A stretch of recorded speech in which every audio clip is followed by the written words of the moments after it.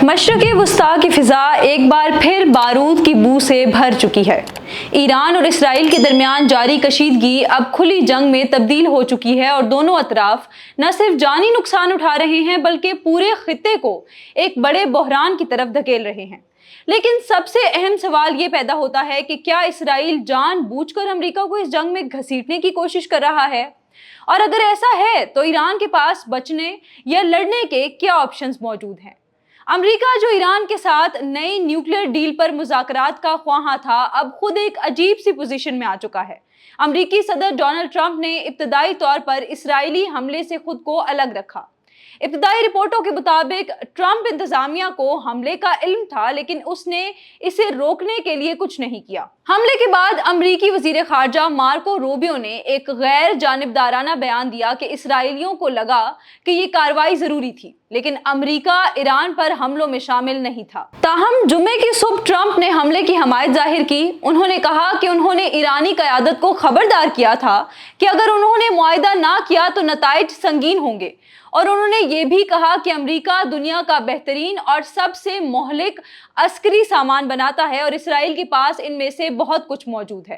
New York times के मुताबिक अप्रैल में जिस इसराइली हमले के मंसूबे को ट्रंप ने मुस्तरद किया था, उसमें अमेरिका की मदद जरूरी थी, न सिर्फ ईरान की जवाबी कार्रवाई से इसराइल के दिफा करने के लिए, बल्कि इस बात को यकीनी बनाने के लिए कि हमला कामयाब हो। इस मंसूबे में अमेरिका को मरकजी किरदार अदा करना था।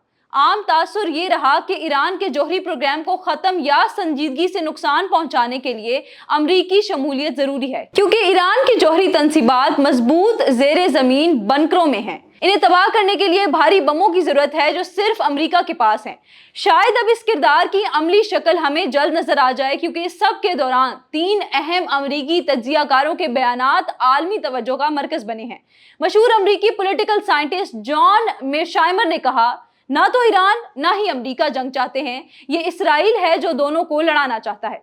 इसी तरह मारूफ यहूदी नजाद अमरीकी पॉलिसी एनालिस्ट जेफरी सैक्स ने कहा, नेतन्याहू की जिंदगी की सबसे बड़ी ख्वाहिश यही है कि अमेरिका और ईरान में जंग हो।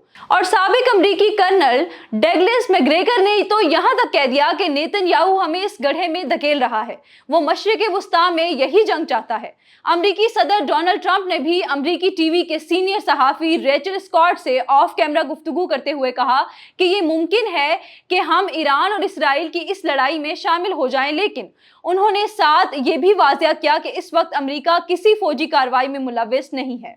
सोशल मीडिया पैगाम में सदर ट्रंप ने कहा कि उन्होंने ईरान से कहा था कि न्यूक्लियर डील पर दस्तखत कर दे। उसने ऐसा नहीं किया, बल्कि उसे ऐसा कर देना चाहिए था। ट्रंप ने कहा कि उन्होंने बारहा कहा था, मगर ऐसा नहीं किया गया।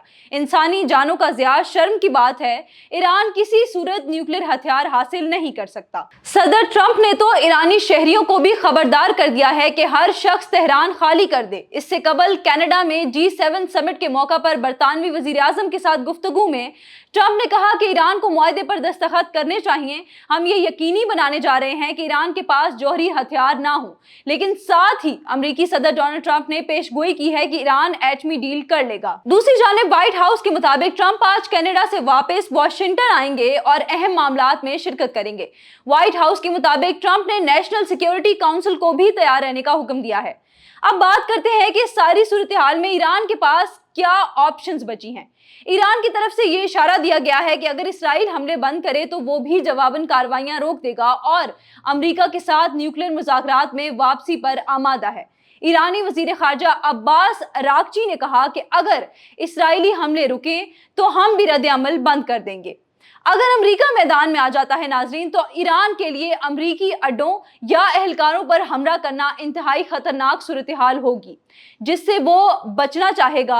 ईरान के सुप्रीम लीडर आयतुल्लाह खामनाई आम तौर पर एहतियात से काम लेते हैं और वो अमेरिका के साथ बराह रास्त जंग नहीं चाहते हैं और ना ही वाशिंगटन को इसराइल की हमायत में फौजी कार्रवाई करने का बहाना देंगे। अगर इसराइल और अमेरिका ने मुश्तरका तौर पर हमला किया तो वो ईरान की सबसे ज्यादा मजबूत जौहरी तंसीबात को तबाह कर सकते हैं और इससे इसराइल को ज्यादा मजबूत पोजीशन हासिल हो सकती है। मगर ईरान के पास दीगर ऑप्शंस भी मौजूद हैं। वो अबनाए हरमज, जो कि ईरान और ओमान के दरमियान वाक़े है, जहां से रोजाना लाखों बैरल तेल गुजरते हैं, को बंद कर सकता है। अगर ये रास्ता बंद हो गया तो माहिरीन के मुताबिक तेल की कीमत $100 फी बैरल भी ابھر جا سکتی ہے۔